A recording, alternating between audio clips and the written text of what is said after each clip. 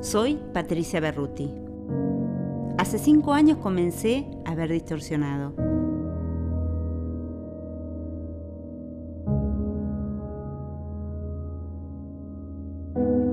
Mi visión del mundo cambió radicalmente. Y afronté la discapacidad con otra mirada.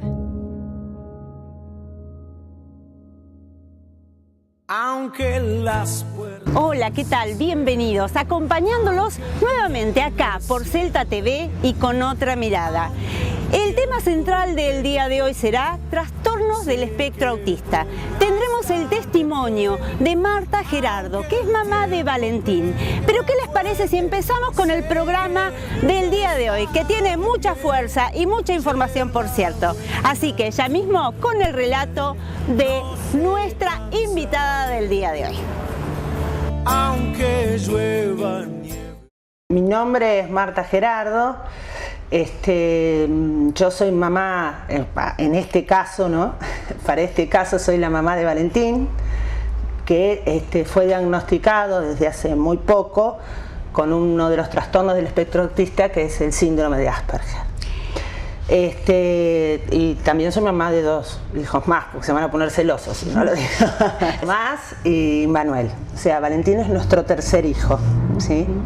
Fue una llegada como cualquiera de sus hermanos, con las expectativas que uno tiene con respecto a cualquier hijo, con la felicidad con que uno recibe a cualquier hijo.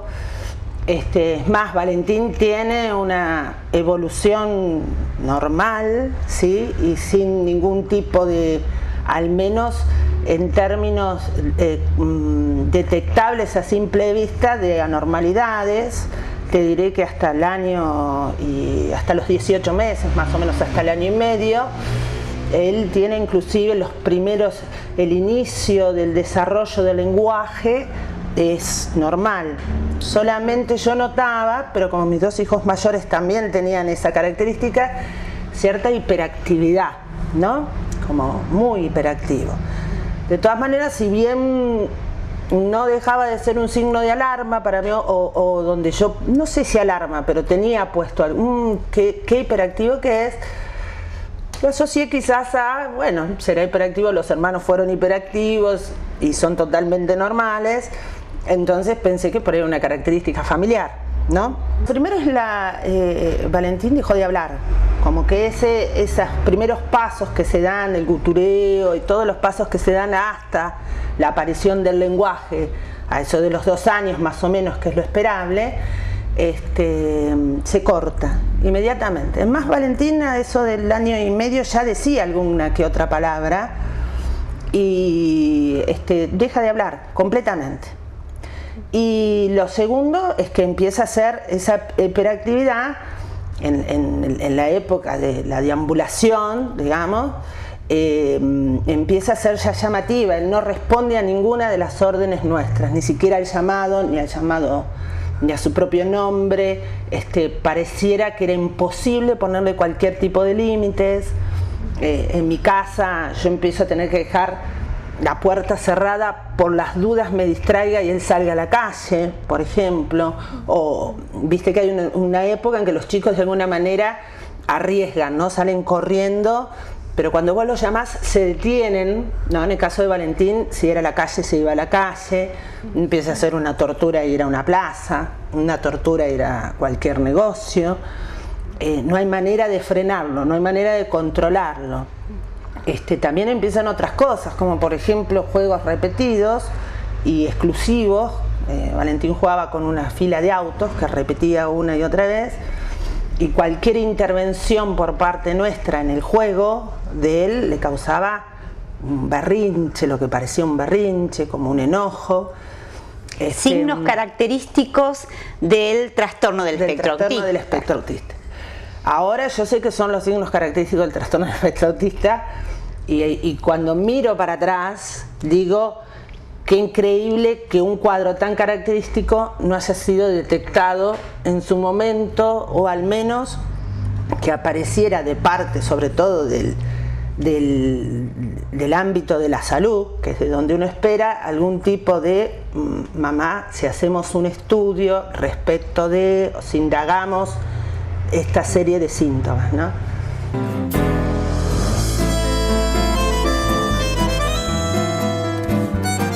Y nos informamos sobre el trastorno del espectro autista. En este caso, Daniel Zaragoza, desde Esquina Corrientes, nos presenta este informe.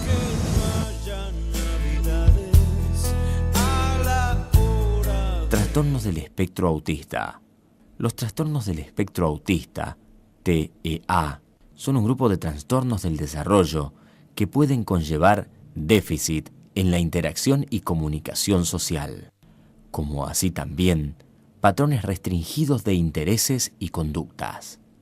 En general, los padres son los primeros en notar conductas inusuales en sus hijos. Con frecuencia, ciertas conductas se vuelven más notorias al compararnos con niños de la misma edad. En el trastorno del espectro autista se comparten las dificultades en la comunicación e interacción social, además de conductas repetitivas o intereses restringidos, pero se diferencian entre sí en cuanto a la severidad, la evolución y el género afectado, entre otras cosas. Los trastornos del espectro autista se ven más en varones que en mujeres. Este es un trastorno del neurodesarrollo. Esto quiere decir que el cerebro de una persona autista se desarrolla de manera diferente. Como consecuencia, la persona autista aprende y actúa de manera distinta. Los científicos no conocen las causas exactas del espectro autista, pero la investigación sugiere que tanto los genes como el entorno desempeñan un papel importante. Es importante la detección precoz, porque cuanto más temprano se detecta, mejor es el pronóstico del niño o niña y se puede comenzar con un abordaje terapéutico temprano.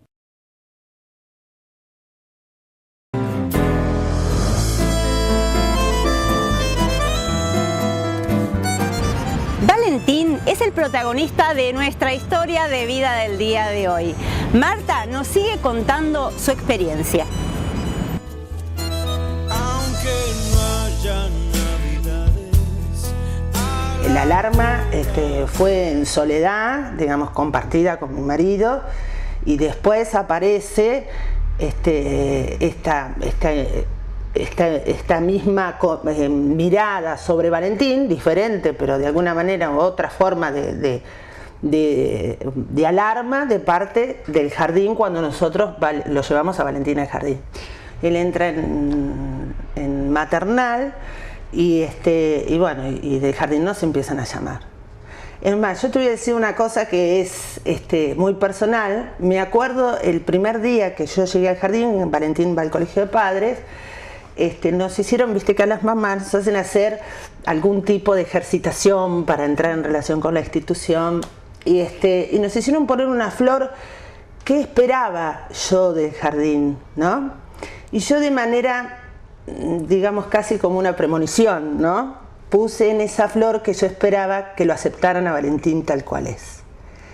Casi había en mí un presentimiento que uno trata siempre de no confirmar. Porque cuando uno, en esos momentos, sobre todo en los momentos previos al diagnóstico, y a partir de que uno no acepta algo que sabe, y a partir de un montón de prejuicios que uno tiene, porque eso también cambió mucho en nosotros, uno quiere que eso no sea así, ¿sí? Hoy en día hay mucho camino recorrido para nosotros, internamente también. Hubo muchos cambios que a nivel familiar y a nivel personal se van dando, que si yo volviera atrás diría, no tendría estos miedos, pero es una cosa, ¿no?, paradójica lo que estoy diciendo a la vez. Necesario atravesar por estos miedos para llegar a este estado, digamos, espiritual en relación con la presencia de alguien que nos hackea de alguna manera. En su momento era ese jaque era una amenaza. Ahora es una transformación para mejor, es el signo de una transformación para el bien. A nosotros nos pasó que lo que se pone cuando vos empezás realmente aceptar lo que pasa y empezás a intentar, digamos, llevar con tu hijo una vida normal, lo que se pone en cuestionamiento es la totalidad de los valores que vos sostuviste hasta ese momento. Y la sociedad que sostiene esos valores. Y poder, y yo creo que para poder ser feliz, ¿no? Con un problema, digamos, o con el problema que te presenta las características del síndrome de Asperger, necesariamente vos tenés que aprender a cuestionar, ¿sí? A poder negociar con el resto de la sociedad un montón de cosas, y eso te hace una persona mucho más amplia. Yo te voy a decir una cosa, hoy en día hay algunas características del síndrome de Asperger, porque si la gente no la sabe, que tienen que ver con una supuesta, digo supuesta porque hay muchas teorías respecto de eso, pero como una supuesta falta de capacidad de ponerse en el lugar del otro. Yo sí digo, y acá podría discutir, pero esto es parte de la observación que nosotros tenemos, que en los trastornos del espectro autista hay una capacidad superlativa para captar las emociones del otro. Lo que no quiere decir que haya una capacidad para especular respecto de lo que el otro espera de nosotros. Eso sí falta. Entonces, es muy corriente decir que los chicos con trastornos del espectro autista y con síndrome de Asperger no saben mentir. Y es verdad que no saben mentir.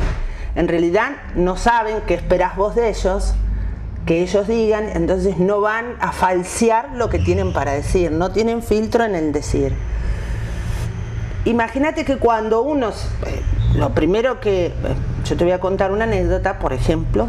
A nosotros nos sucedió que un día Valentín estaba en equinoterapia y viene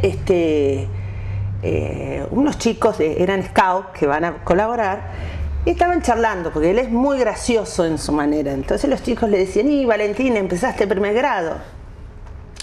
Y él decía sí. Entonces le decía: ¿cómo es tu maestra? Y él no contestó. Entonces le decía: ¿y tu maestra cómo es? ¿Es linda o es fea? Es fea, dijo él.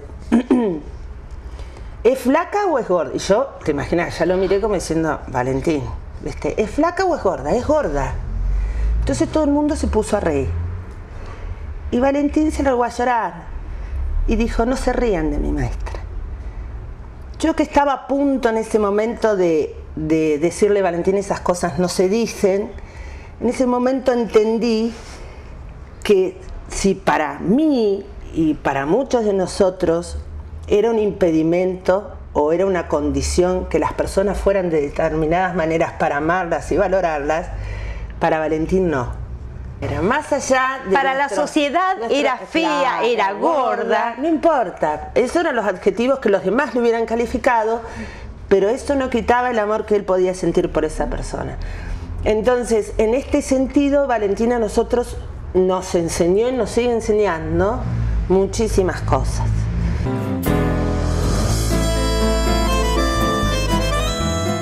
Y continuamos con el segmento Discapacidad Visual. Lucas Stornini hoy nos va a hablar de audiodescripciones.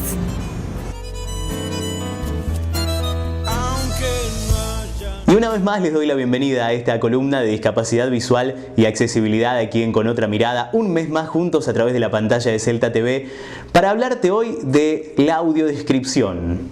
Vos me dirás, ¿de qué se trata? ¿En qué consiste? Bueno, tiene que ver con las películas y está justamente ideada para personas ciegas o con baja visión.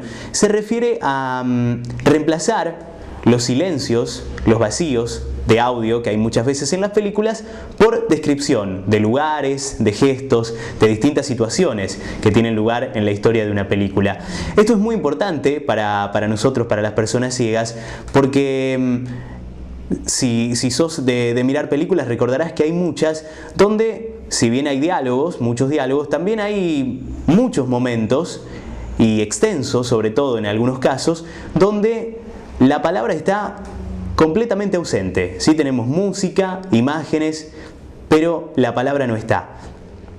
Y por lo tanto la persona ciega se pierde obviamente muchos detalles y después esto puede dificultar el entendimiento del resto de la trama de la película, porque muchas veces estos fragmentos con imágenes son cruciales para el desarrollo de la historia.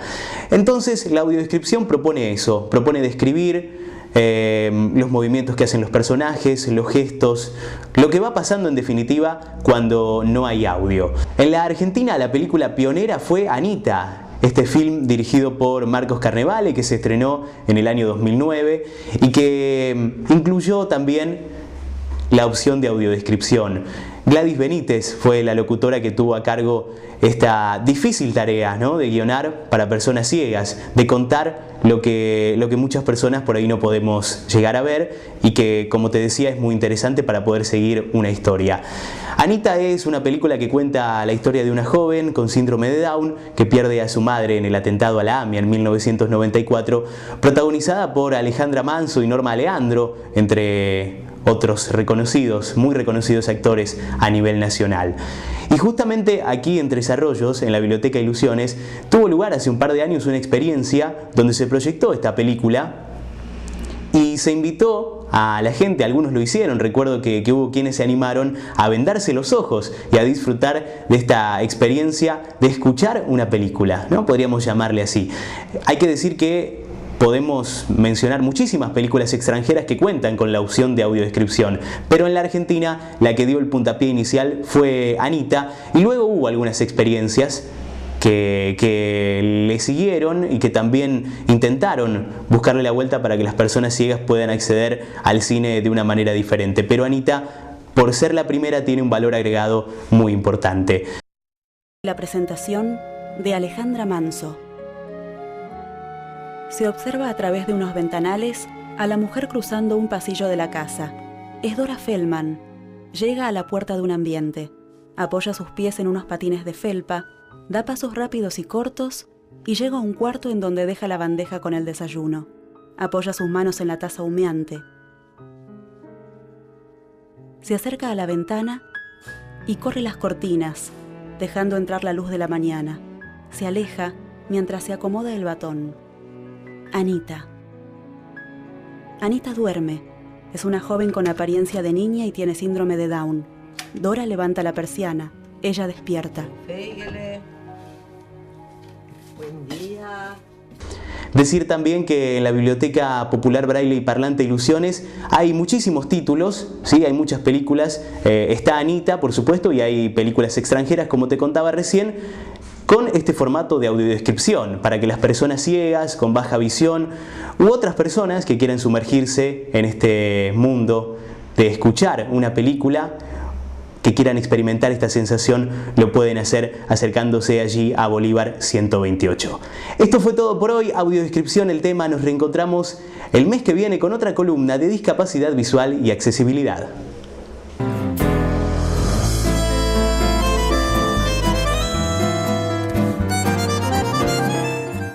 Pausa ya mismo con la voz de Omar Lozada desde Mar del Plata.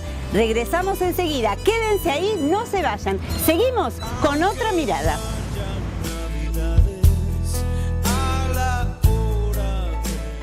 ¿Sabías que todas las personas somos diferentes, pero que todas las personas tenemos los mismos derechos? No miremos para otro lado. No seamos egoístas. Ninguno sabe qué situación podemos vivir el día de mañana.